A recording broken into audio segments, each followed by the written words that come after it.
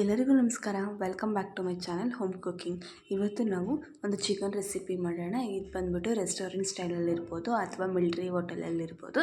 ಈ ರೆಸಿಪಿನ ಆಲ್ಮೋಸ್ಟ್ ನಾವು ತಿಂದಿರ್ಬೋದು. ಆ ರೆಸಿಪಿ ಹೇಗೆ ಮಾಡ್ಬೋದು ಅಂತ ಇವತ್ತು ನೋಡೋಣ ಅಂತ ಬನ್ನಿ. ತುಂಬ ಸಿಂಪಲ್ ಆಗಿರುತ್ತೆ, ಅಷ್ಟು ಟೇಸ್ಟಿಯಾಗಿರುತ್ತೆ.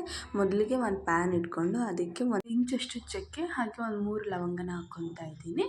ನೀವು ಬೇಕಾದ್ರೆ ಒಂದೆರಡು ಕೂಡ ಹಾಕೋಬಹುದು. ಹಾಗೆ ಒಂದು 2 ಏಲಕ್ಕಿನ ಹಾಕ್ಕೊತಾ ಇದ್ದೀನಿ. 2 ಏಲಕ್ಕಿನ ಹಾಕ್ಕೊಂಡು ಇವಾಗ ಇದಕ್ಕೊಂದು ಅರ್ಧ ಟೀ ಸ್ಪೂನಷ್ಟು ಕಾಳು ಮೆಣಸನ್ನ ಹಾಕ್ಕೊತಾ ಇದ್ದೀನಿ. ನೀವು ಖಾರ ಜಾಸ್ತಿ ಬೇಕು ಅಂದರೆ ಇನ್ನೊಂದು ಸ್ವಲ್ಪ ಜಾಸ್ತಿ ಕೂಡ ಹಾಕ್ಕೋಬೋದು. ಇದಕ್ಕೆ 1 ಟೇಬಲ್ ಸ್ಪೂನಷ್ಟು ಧನಿಯಾನ ಹಾಕ್ಕೊತಾ ಇದ್ದೀನಿ. ಧನಿಯಾ ಕಾಳನ್ನ ಹಾಕ್ಕೊತಾ ಇದ್ದೀನಿ.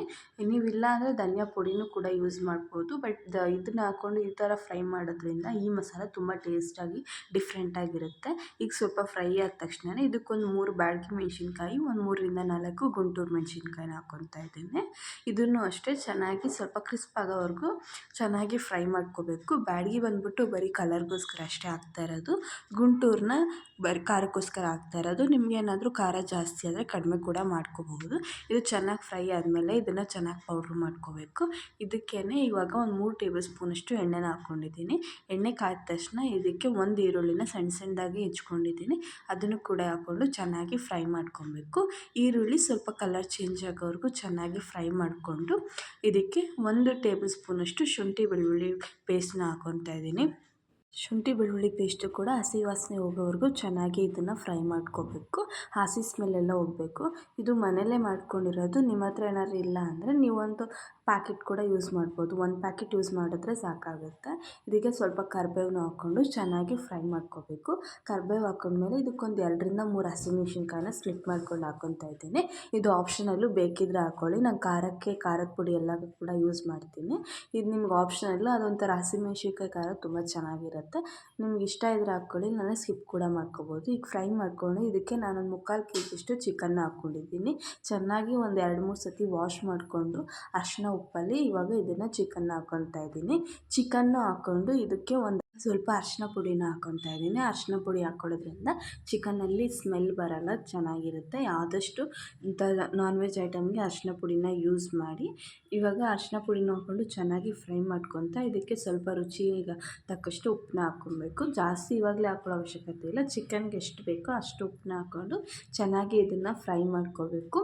ಒಂದು 5 ನಿಮಿಷ ಇದನ್ನು ಚೆನ್ನಾಗಿ ಫ್ರೈ ಮಾಡ್ಕೋಬೇಕು. ಅದು ಸ್ವಲ್ಪ ನೀರು ಬಿಡೋವರೆಗೂ ಚೆನ್ನಾಗಿ ಮಿಕ್ಸ್ ಮಾಡ್ಕೋಬೇಕು ಚಿಕನ್ನೆಲ್ಲ. ಚಿಕನ್ ಫ್ರೈ ಆಗ್ತಿದ್ದಾಗಲೇ ಇದಕ್ಕೊಂದು ಅರ್ಧ ಟೊಮೆಟೊನ ಹಾಕ್ಕೊತಾ ಇದ್ದೀನಿ. ಜಾಸ್ತಿ ಏನು ಅವಶ್ಯಕತೆ ಇಲ್ಲ, ಒಂದು ಅರ್ಧ ಹಾಕಿದ್ರೆ ಸಾಕಾಗುತ್ತೆ ಗ್ರೇವಿಗೆ. ಒಂದು ಅರ್ಧ ಟೊಮೆಟೊನ ಹಾಕ್ಕೊಂಡು ಚೆನ್ನಾಗಿ ಫ್ರೈ ಮಾಡ್ಕೊತಾನೆ ಇದಕ್ಕೆ ಒಂದು ಸಣ್ಣ ಕಪ್ಪಷ್ಟು ನಾನು ಪುದೀನ ಹಾಕ್ಕೊತಾ ಇದ್ದೀನಿ. ಪುದೀನ ಕೂಡ ಹಾಕ್ಕೊಂಡು ಫ್ಲೇವರ್ ತುಂಬ ಚೆನ್ನಾಗಿರುತ್ತೆ ಪುದೀನ ಹಾಕ್ಕೊಳ್ಳೋದ್ರಿಂದ. ಪುದೀನನೂ ಹಾಕ್ಕೊಂಡು ಚೆನ್ನಾಗಿ ಚಿಕನ್ನ ಮಿಕ್ಸ್ ಮಾಡ್ಕೊತಾ ಇದಕ್ಕೆ ಒಂದು ಅರ್ಧ ಟೀ ಸ್ಪೂನಷ್ಟು ನಾನು ಖಾರದ ಪುಡಿನ ಹಚ್ಕೊತಾ ಇದ್ದೀನಿ. ಖಾರದ ಪುಡಿ ಇದು ಆಪ್ಷನಲ್ಲು, ಬೇಕಿದ್ದರೆ ಹಾಕ್ಕೊಳ್ಳಿ, ಇಲ್ಲಾಂದರೆ ಇಲ್ಲ. ಏಕೆಂದರೆ ಹಸಿಮೆಣ್ಸಿನ್ಕಾಯಿ ಮತ್ತು ಆವಾಗಲೇ ನಾವು ಪೌಡರ್ಗೂ ಕೂಡ ಮೆಣಸಿನ್ಕಾಯಿನ ಹಾಕ್ಕೊಂಡಿದ್ದೀವಿ, ರುಬ್ಕೊಳ್ಳೋಕ್ಕೂ ಕೂಡ. ಇದು ಅವಶ್ಯಕತೆ ಇಲ್ಲ. ನಮ್ಮ ಮನೇಲಿ ಸ್ವಲ್ಪ ಖಾರ ಜಾಸ್ತಿ ತಿಂತೀವಿ, ಅದಕ್ಕೋಸ್ಕರ ಹಾಕ್ಕೊತಾ ಇದ್ದೀನಿ. ಇವಾಗ ಒಂದು ಅರ್ಧ ಲೋಟ ಅಷ್ಟು ನೀರನ್ನ ಹಾಕ್ಕೋಬೇಕು. ಚಿಕನ್ ಥರ ನೀರಲ್ಲಿ ಕುಕ್ ಮಾಡೋದ್ರಿಂದ ಚಿಕನ್ನು ರಬ್ಬರ್ ಥರ ಆಗೋಲ್ಲ, ಅಂದರೆ ಹಾರ್ಡ್ ಬರೋಲ್ಲ. ಚಿಕನ್ ತುಂಬ ಸಾಫ್ಟಾಗಿ ಟೆಂಡರಾಗೇ ಇರುತ್ತೆ ಚಿಕನ್ ಕೂಡ. ಈ ಥರ ನೋಡಿ ಅರ್ಧ ಲೋಟ ಅಷ್ಟು ನೀರು ಹಾಕ್ಕೊಂಡು ಒಂದು 5 ನಿಮಿಷ, 5ರಿಂದ ಒಂದು 7 ನಿಮಿಷ ಬೇಯಿಸ್ಕೊಂಡ್ರೆ ಸಾಕಾಗುತ್ತೆ. ಇವಾಗ ನೋಡಿ ಆಲ್ಮೋಸ್ಟ್ ಎಲ್ಲ ಮಸಾಲೆ ಎಲ್ಲ ಬಿಟ್ಕೊಂಬಂದಿದೆ, ಚೆನ್ನಾಗಿ ಕುದೀತಾ ಇದೆ. ಇವಾಗ ಚೆನ್ನಾಗಿ ಮಿಕ್ಸ್ ಮಾಡ್ಕೊಬೇಕು ಇದನ್ನು. ಚಿಕನ್ನು ಒಂದು 70 ಭಾಗದಷ್ಟು ಬೆಂದಿದ್ರೆ ಸಾಕಾಗುತ್ತೆ. ಇವಾಗ ನಾವು ಆವಾಗಲೇ ಏನು ಪೌಡರ್ ಮಾಡ್ಕೊಂಡಿದ್ವಿ ಮಸಾಲ ಪುಡಿನ, ಅದನ್ನು ಇದಕ್ಕೆ ಹಾಕ್ಕೋಬೇಕು. ಇದೇ ಮೇನ್ ಮಸಾಲೆ ಇದಕ್ಕೆ, ಈ ಪೌಡರ್ ಇದೇ ತುಂಬ ರುಚಿ ಕೊಡುತ್ತೆ ಈ ಮಸಾಲ. ನೀವು ನಾರ್ಮಲಾಗಿ ಚಿಕನ್ ಮಸಾಲ ಆ ಥರ ಹಾಕ್ಕೊಳ್ಳೋದ್ರಿಂದ ಈ ಥರ ಹಾಕ್ಕೊಂಡು ನೋಡಿ, ತುಂಬ ಟೇಸ್ಟಿ ಚೆನ್ನಾಗಿರುತ್ತೆ. ತುಂಬ ಡಿಫ್ರೆಂಟಾಗಿ ಕೂಡ ಇರುತ್ತೆ. ನಿಮಗೆ ರೆಸ್ಟೋರೆಂಟಲ್ಲಿ ನೀವು ಹೋಟೆಲ್ಗಳಲ್ಲಿ ತಿಂದಾಗ ನಿಮಗೆ ಆಲ್ಮೋಸ್ಟ್ ಯಾವ ಥರ ಒಂದು ಚಿಕನ್ ಫ್ಲೇವರ್ ಬರುತ್ತೆ ಮತ್ತು ಮಸಾಲ ಎಲ್ಲ ಯಾವ ಥರ ಇರುತ್ತೆ ಆ ಥರನೇ ಇರುತ್ತೆ. ತುಂಬ ಚೆನ್ನಾಗಿರುತ್ತೆ. ರೊಟ್ಟಿ, ಚಪಾತಿ, ಪರೋಟ, ರೈಸು, ಮುದ್ದೆ ಎಲ್ಲಕ್ಕೂ ಕೂಡ ಒಂದೊಳ್ಳೆ ಕಾಂಬಿನೇಷನ್ ಆಗಿರುತ್ತೆ. ಇವಾಗ ನೋಡಿ ಮಸಾಲವನ್ನು ಹಾಕಿದ್ಮೇಲೆ ಚೆನ್ನಾಗಿ ಬೇಯ್ತಾ ಇದೆ. ಒಂದು 5 ನಿಮಿಷ ಬೆಂದರೆ ಸಾಕಾಗುತ್ತೆ ಇದು. ಇವಾಗ ಸ್ವಲ್ಪ ರುಚಿಗೆ ತಕ್ಕಷ್ಟು ಉಪ್ಪನ್ನ ಹಾಕ್ಕೊಂಡಿದ್ದೆ. ಆವಾಗಲೇ ಚಿಕನ್ ಬೇಯಬೇಕಾದ್ರೂ ಕೂಡ ಉಪ್ಪು ಹಾಕಿದ್ವಿ. ಈಗ ನೋಡಿಕೊಂಡು ಉಪ್ಪು ಹಾಕ್ಕೊಟ್ಟು ಚೆನ್ನಾಗಿ ಈಗ ಒಂದು 2 ನಿಮಿಷ ಲಿಡ್ನ ಕ್ಲೋಸ್ ಮಾಡಿ ಕೂಡ ಬೇಯಿಸ್ಕೋಬೋದು, ಇಲ್ಲ ಓಪನ್ ಪ್ಯಾನ್ ಕೂಡ ಬೇಯಿಸ್ಕೋಬೋದು. ಬೇಗ ಆಗುತ್ತೆ ಲಿಡ್ ಕ್ಲೋಸ್ ಮಾಡೋದ್ರಿಂದ. ನೋಡಿ ಈ ಥರ ಎಣ್ಣೆ ಫುಲ್ಲು ಬಿಟ್ಕೊಂಬರುತ್ತೆ. ಈ ಥರ ಎಣ್ಣೆ ಬಿಟ್ಕೊಂಬಂದಿದೆ ಅಂದರೆ ಚಿಕನ್ ಎಲ್ಲ ಚೆನ್ನಾಗಿ ಫ್ರೈ ಆಗಿದೆ ಅಂತ.